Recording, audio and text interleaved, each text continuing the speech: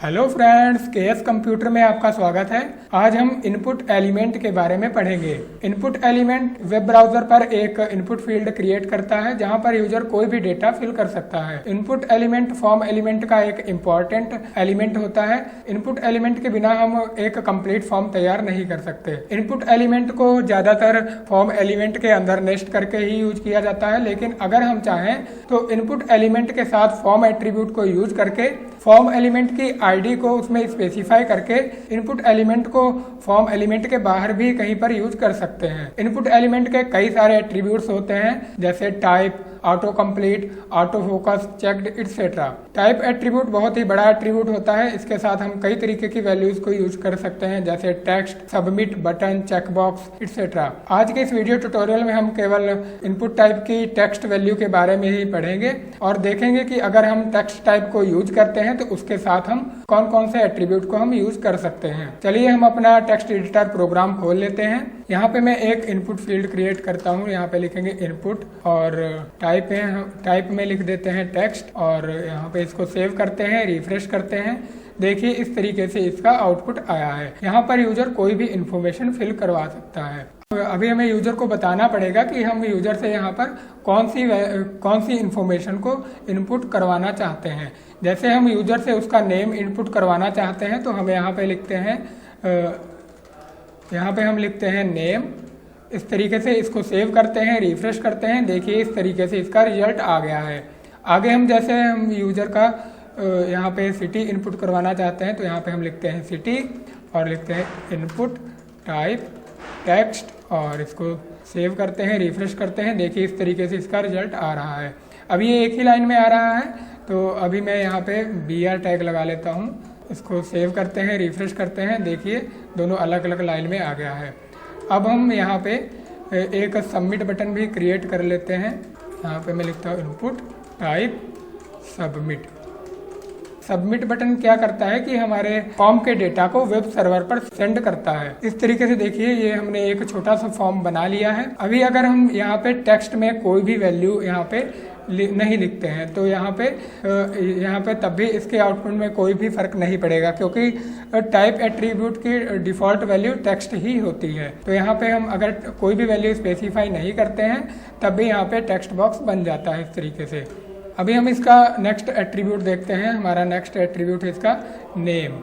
अभी हमने जैसे यूजर को तो बता दिया कि हम यूजर से उसका नेम इनपुट करवा रहे हैं। अब हम वेब सर्वर पर कैसे पहचानेंगे कि यूजर ने यहाँ पे कौन सी इन्फॉर्मेशन सेंड की है। इसके लिए हमें यहाँ पे नेम एट्रीब्यूट को यूज करना होता है। जैसे हम यहाँ पर यूजर से उसका नेम इनपुट करवा रहे हैं तो यहाँ पे हम लिख देते हैं यूजर नेम और यहाँ पर हम यूजर से उसका सिटी इनपुट करवा रहे हैं तो हम यहाँ पे लिख देते हैं यूजर सिटी।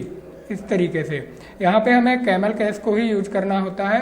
कैमल केस क्या होता है कि इसमें फर्स्ट वर्ड के सभी कैरेक्टर स्मॉल लेटर में होते हैं और जो सेकंड वर्ड होता है उसका फर्स्ट कैरेक्टर कैपिटल होता है, बाकी सब स्मॉल होते हैं। इस तरीके से इसको हम सेव करते हैं, रिफ्रेश करते हैं। इसके आउटपुट में तो यहाँ पर कोई भी फर्क नहीं पड़ेगा, लेकिन वेब सर्वर पर इससे हमें पता चल जाएगा कि यहाँ पे यूजर ने कौन सा डेटा सबमिट किया है। नेक्स्ट एट्रीब्यूट है हमारा वैल्यू। जब भी हम टेक्स्ट टाइप को यूज करते हैं तब हमें वैल्यू एट्रीब्यूट को एम्प्टी ही रखना होता है ज्यादातर केसेस में, क्योंकि वैल्यू तो हम यहाँ पे यूजर से इनपुट करवा रहे हैं, इसीलिए हमें वैल्यू को एम्प्टी रखना होता है। लेकिन अगर हम चाहें तो यहाँ पे हम यूजर के लिए कोई भी डिफॉल्ट वैल्यू भी सेट कर सकते हैं। जैसे यहाँ पे मैंने लिख दिया कोची। अब इसको सेव किया, रिफ्रेश किया तो यहाँ पे देखिए जैसे ये फॉर्म यूजर खोलेगा तो यहाँ पे कोची उसे अपने आप ये लिखा हुआ मिलेगा। बाद में इसे यूजर एडिट कर सकता है और अपनी तरफ से भी कोई इन्फॉर्मेशन इसमें फिल करके सबमिट कर सकता है। लेकिन ज़्यादातर केसेस में जब भी हम इनपुट टाइप में यहाँ पे टेक्स्ट वैल्यू को यूज करते हैं तो हमें वैल्यू को एम्प्टी ही रखना होता है। हमारा नेक्स्ट एट्रीब्यूट है मिनिमम लेंथ।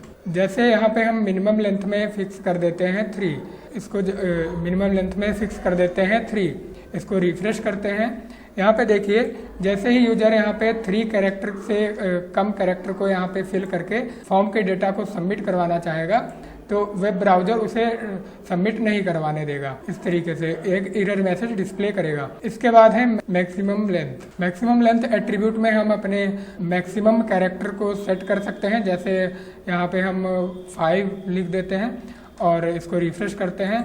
अब वेब ब्राउज़र हमें यहाँ पे इस वाली फील्ड में हमें यहाँ पे 5 कैरेक्टर से ऊपर एक भी कैरेक्टर यहाँ पे स्पेसिफाई ही नहीं करने देगा। आई थिंक आप ये एट्रीब्यूट समझ गए होंगे। आप मिनिमम लेंथ और मैक्सिमम लेंथ एट्रीब्यूट को यूज करके आप इनपुट फील्ड में स्पेसिफाई किए जाने वाले कैरेक्टर्स की मिनिमम लेंथ और मैक्सिमम लेंथ को सेट कर सकते हैं। नेक्स्ट एट्रीब्यूट है हमारा साइज। साइज एट्रीब्यूट को यूज करके आप अपने इस टेक्स्ट बॉक्स के साइज को आप फिक्स कर सकते हैं। जैसे मैं यहाँ पे लिखता हूँ 5, इसको सेव करता हूँ, रिफ्रेश करता हूँ। यहाँ पे देखिए इस फील्ड का, इस टेक्स्ट बॉक्स का साइज यहाँ पे कम हो गया है। नेक्स्ट एट्रीब्यूट है हमारा auto focus. Auto focus, auto focus एक बूलियन एट्रीब्यूट होता है।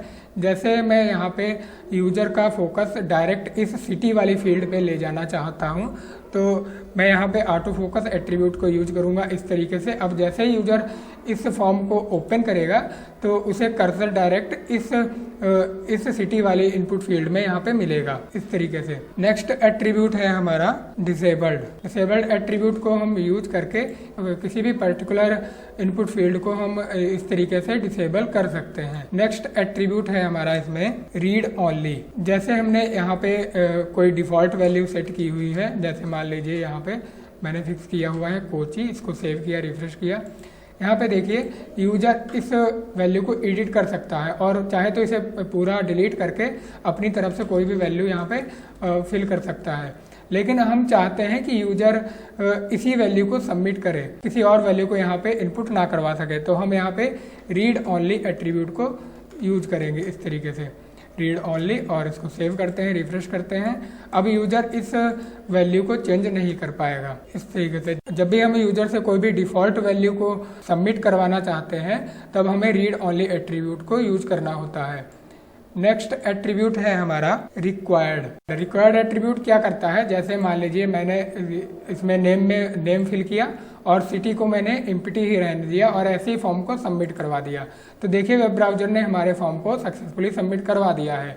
अभी मैं चाहता हूं कि यूजर हमारे किसी भी हमारे फील्ड को एम्प्टी ना छोड़ सके, तो मैं वहां पे रिक्वायर्ड एट्रीब्यूट को इस तरीके से यूज करूंगा, रिक्वायर्ड। इसको सेव करते हैं, रिफ्रेश करते हैं यहाँ पे, और इसमें जैसे मैंने रंजीत वर्मा ये फिल किया और इसको मैं अभी एम्प्टी छोड़ देता हूँ, सबमिट करवाते हैं, तो देखिए वेब ब्राउजर हमें एक एरर मैसेज डिस्प्ले करवा रहा है। इस तरीके से आप रिक्वायर्ड एट्रीब्यूट को यूज कर सकते हैं। नेक्स्ट एट्रीब्यूट है हमारा auto complete. Auto complete attribute में हम 2 तरीके की वैल्यू को यूज कर सकते हैं, ऑन और ऑफ। जब भी ऑटो कंप्लीट ऑन होता है तो वेब ब्राउजर हमें यहाँ पे कुछ वैल्यू को शो करवाता है इस तरीके से, और यूजर चाहे तो इन वैल्यू पर क्लिक करके इनको यहाँ पे फिल कर सकता है। ये वो वैल्यू होती हैं जिनको हमने पहले किसी फॉर्म में सबमिट किया होता है। Auto complete attribute by default on ही होता है। अगर मैं ऑटो कंप्लीट को ऑफ कर देता हूँ तब क्या होता है कि यहाँ पे देखिए वेब ब्राउजर हमें किसी भी तरीके की वैल्यू शो नहीं करवाएगा। तो जब भी हम चाहते हैं कि यूजर हमारे इनपुट फील्ड को मैनुअली फिल करे तो हम वहाँ पे ऑटो कंप्लीट एट्रीब्यूट को ऑफ रखते हैं इस तरीके से। अगर हम चाहें तो इस ऑटो कंप्लीट एट्रीब्यूट को कंप्लीट फॉर्म के लिए भी यूज कर सकते हैं। फॉर्म एट्रीब्यूट में इस तरीके से इसको हम यूज करते हैं। नेक्स्ट एट्रीब्यूट है हमारा place holder. Place holder attribute में हम अपने यूजर को कुछ हिंट दे सकते हैं कि उसे किस तरीके की वैल्यू को इसमें फिल करवाना है। जैसे यहाँ पे मैं लिख देता हूँ इंटर योर नेम, इसको सेव करते हैं, रिफ्रेश करते हैं, तो यहाँ पे देखिए यहाँ पे इस तरीके से इंटर योर नेम यहाँ पे शो करवा रहा है। जैसे ही यूजर यहाँ पे कोई भी वैल्यू यहाँ पे फिल करना चाहेगा तो वो वहाँ से अपने आप ही हट जाएगा। इस तरीके से आप प्लेस होल्डर एट्रीब्यूट को यूज कर सकते हैं। प्लेस होल्डर एट्रीब्यूट का यूज केवल यूजर को हिंट देने के लिए ही होता है। नेक्स्ट एट्रीब्यूट है हमारा टाइटल। टाइटल एट्रीब्यूट एक ग्लोबल एट्रीब्यूट होता है। टाइटल एट्रीब्यूट में जैसे मैं यहाँ पे लिख देता हूँ इंटर सिटी, इसको सेव करते हैं, रिफ्रेश करते हैं। जैसे ही हमारा माउस पॉइंटर इसके ऊपर जाएगा यहाँ पे हमें इंटर सिटी इस तरीके से लिखा हुआ दिखाई देगा। आई होप आप ये सभी एट्रीब्यूट आज समझ गए होंगे। आपको ये वीडियो कैसा लगा आप हमें कमेंट करके ज़रूर बताएं। मिलते हैं अगले वीडियो में, तब तक के लिए बाय।